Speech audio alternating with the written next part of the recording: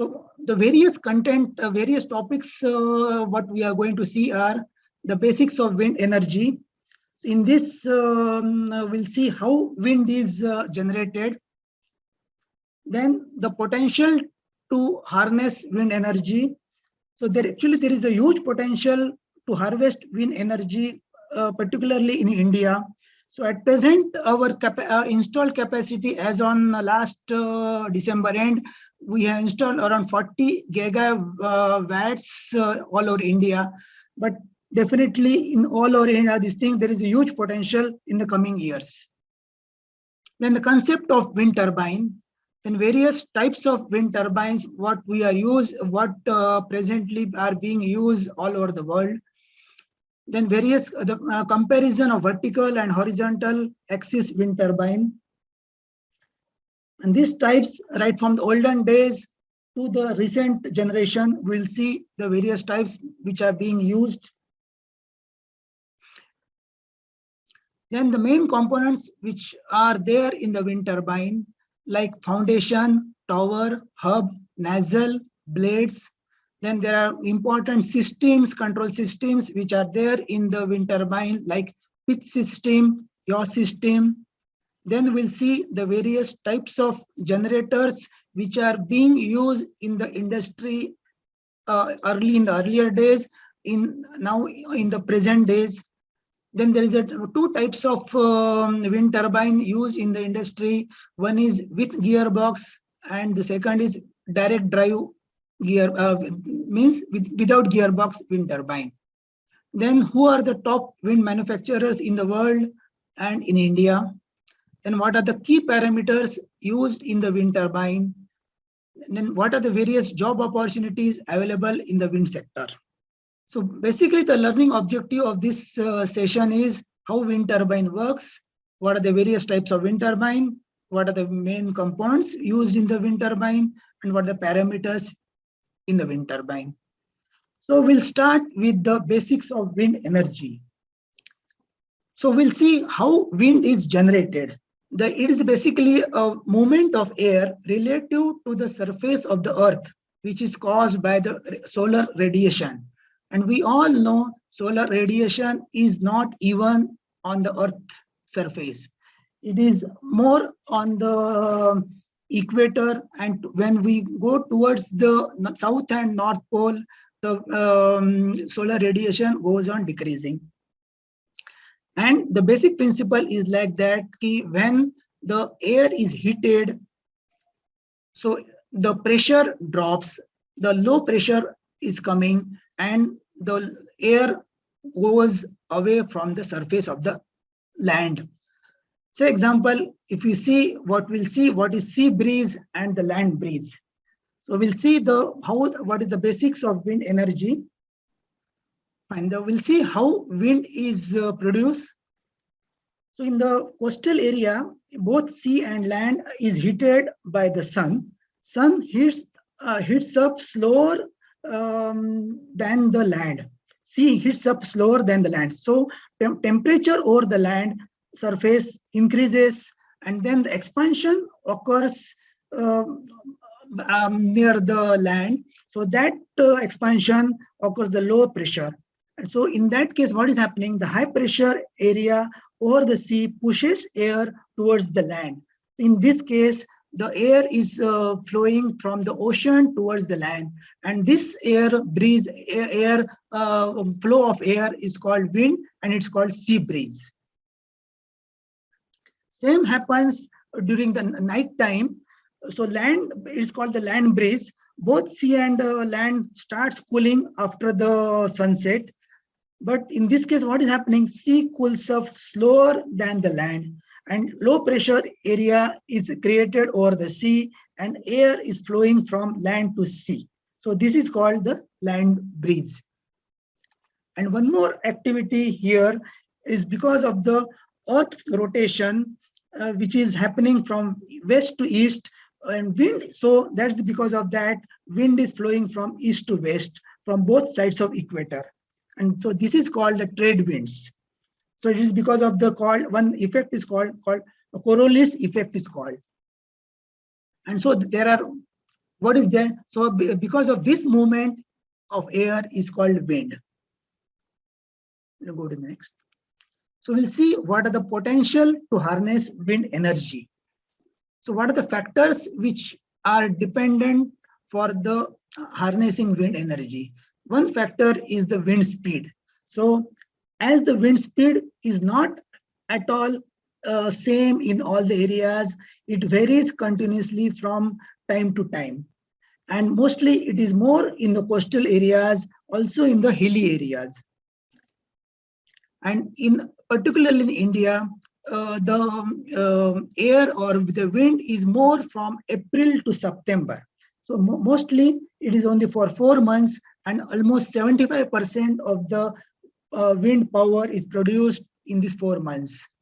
Second factor which is contributing is the cross section area of the rotor, which is swept by the wind.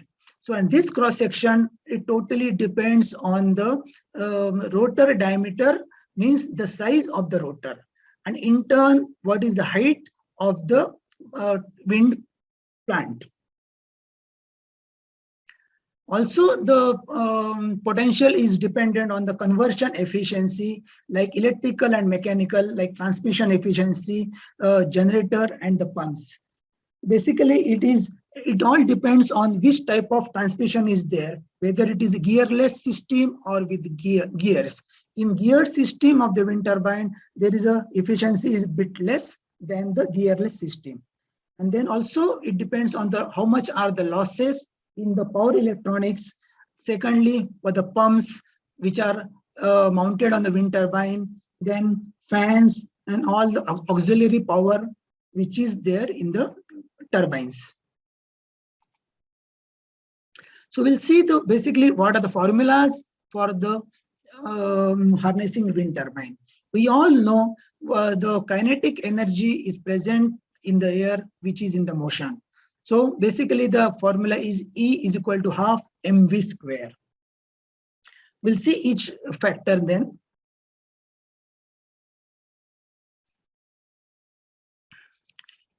What is the M? M is the mass of the air which is crossing the wind turbine by the blade movement.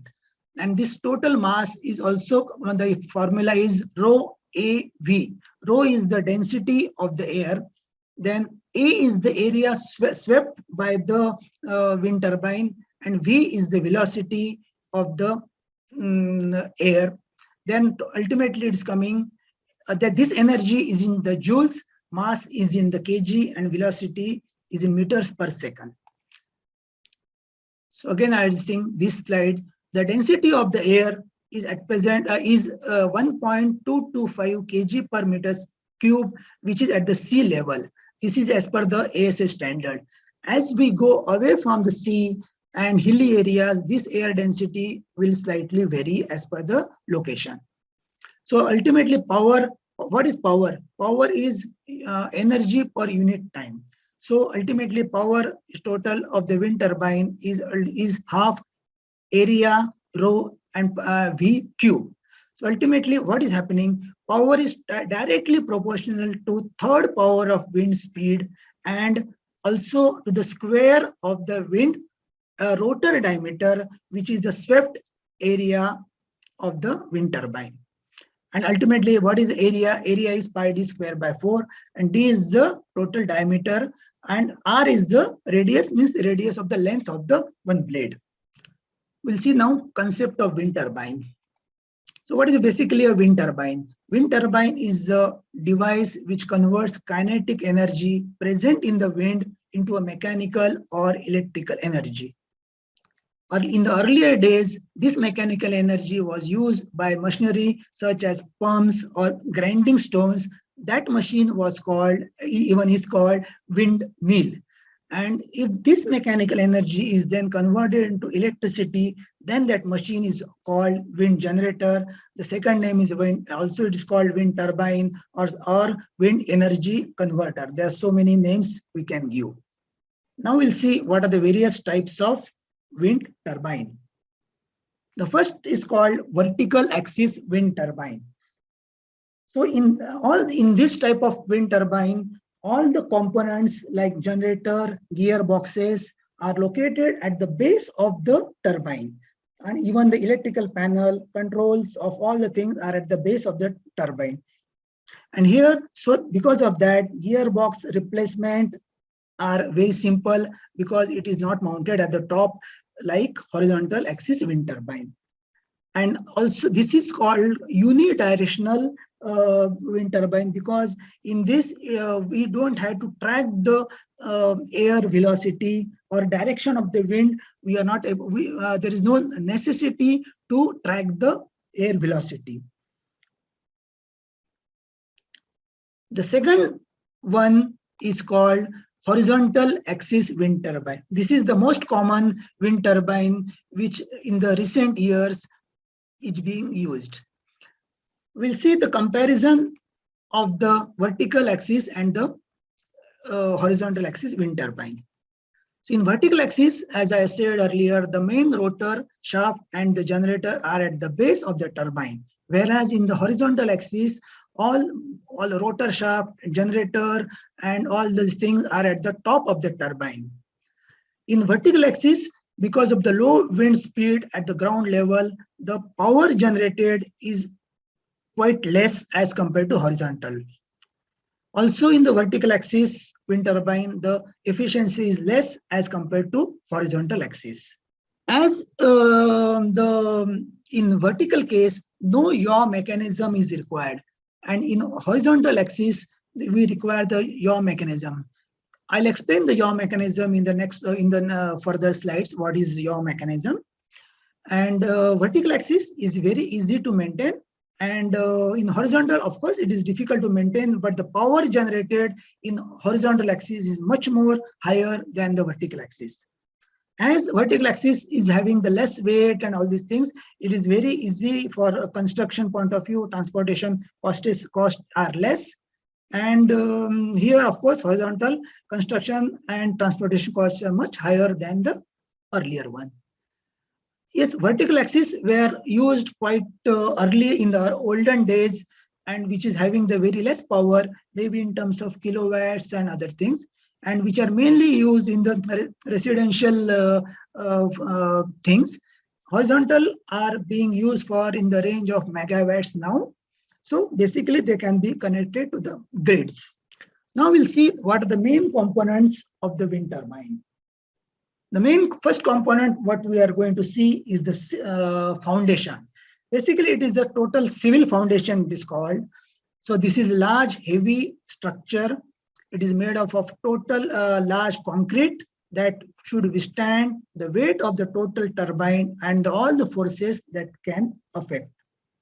And this tower, this civil foundation should be suitable for the, it should be withstand the total high, very high wind velocity, which can even happen once in 50 years. And we can see the foundation is the only component which has to be made at the site.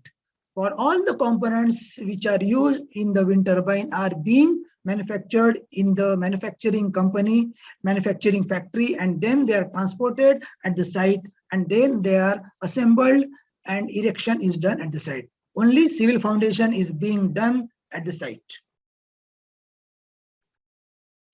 Second is the tower. Tower is the thing which is either, there are two types of tower, two or three types of tower, either from the steel, tubular steel tower, then there are other things like lattice tower. Yes, in the earlier days, lattice tower was being used, which is being used for only for small capacity wind turbine. In the present generation, the round tubular steel towers are being used, which can go up to 75 to 110 meters above the ground level. And this tower is basically a structural component, and tower basically is in a conical shape. So at the bottom, the diameter is slightly higher, and at the top, the diameter is bit less. This photo we can show is, we can see the steel tubular tower. Here, this is a total tower, this thing, and above this, the total hub and the nozzle, the rotor, stator, generator, and all gearbox are being mounted. So the total weight of the wind turbine is on this total tower. So this is the photo for the lattice tower, which was used in the olden days, maybe 25 years back, for which, for the very small capacity, maybe up to 200 or 300 or up to 500 kilowatt capacity. So up to, for this tower was being used. The next item is the hub. Hub is the item where all the three blades of the wind turbine are being installed, and it rotates with respect to turbine body. Basically, hub is generally made up of steel, either it is a welded component or is a casting. The next item is the nozzle. Nozzle is mounted on the top of the tower, and it accommodates all the components that are required for the turbine, which are at the top. Basically, the nozzle is having the gearbox, generator, all the some electrical control panel, all the electronic some circuits which are required at the top. Also, there is some yaw mechanism, which I'll explain in the next slide. Also, which are having the again the gearboxes, motors, and other things. Only thing, because of this, the nozzle weight is quite high. So this is the one photograph of the hub. Here, these are the two blades. This is the one blade. This is second blade, and here there is a flange for connecting the third blade. So all the three blades are mounted on the hub by this bolt system. This is the photograph of a typical nozzle, where these are the blades. This is the hub. Here there is a shaft of the hub, which is connected to the gearbox, and the gearbox will be converting the low speed of the wind turbine into high speed, which is required for the generator. So this is the gearbox, and which is connected to the generator, and this is a tower. The next component is the blade. Basically, the blade are in the shape of aerofoil, which the main function of the blade is to harness wind energy, and it drives the rotor for the wind turbine. Most wind turbines are having three blades made up of fiberglass. Why it is with fiberglass? Basically, it is a strong material and the weight is quite less. Similar structure we can see as aeroplane wings are also of the same shape.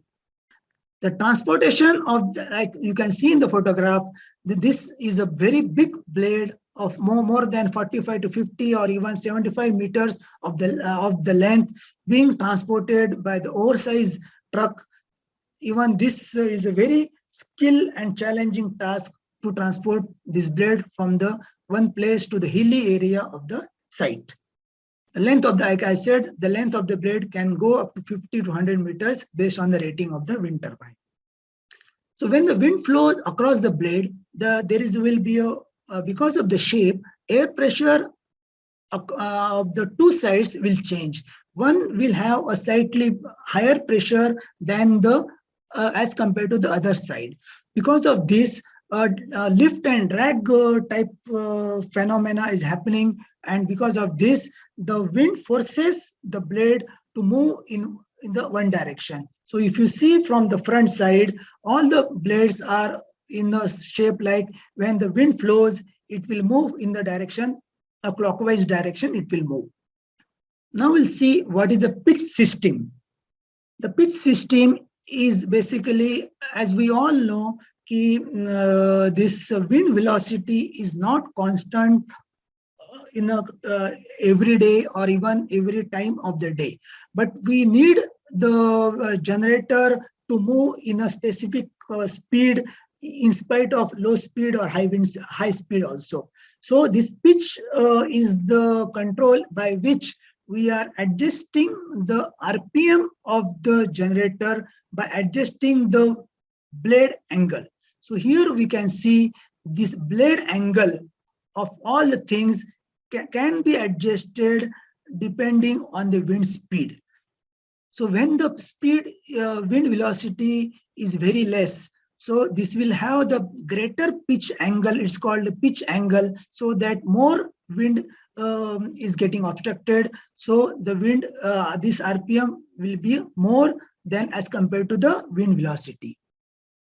So this control is either done by electrical motors or gears or by some hydraulic cylinders.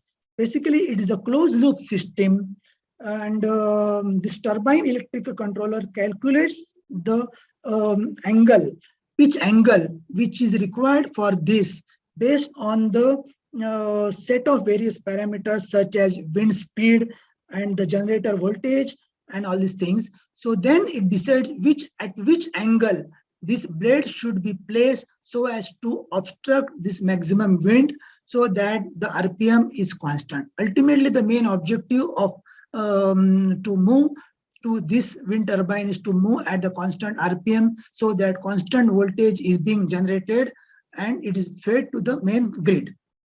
So the main component which will measure the wind velocity, this instrument is called wind anemometer. Basically, this is the anemometer which is having the three some cup type stainless steel cups, and which is connected to the electronic module which is inside here. And this is mounted on the top of the wind turbine, on the nozzle top it is mounted, and this will move in the clockwise direction based on the wind velocity.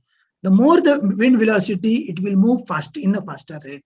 So more this thing, as depending on the wind velocity, this will give a DC voltage, maybe from 0 in the range of 0 to 10 volts to the electronic controller, which will give command to the pitch system, and in turn to adjust the blade angle. Now we'll see what is yaw system. Like in the field of sunflowers, as we can see, all the sunflowers field are always facing the sun. In the same concept, here if you see the wind turbines, turbines in a wind farm, all the wind turbines always orient themselves in the same direction of the wind. Basically, why it is done? To get the maximum energy, to get the maximum wind energy.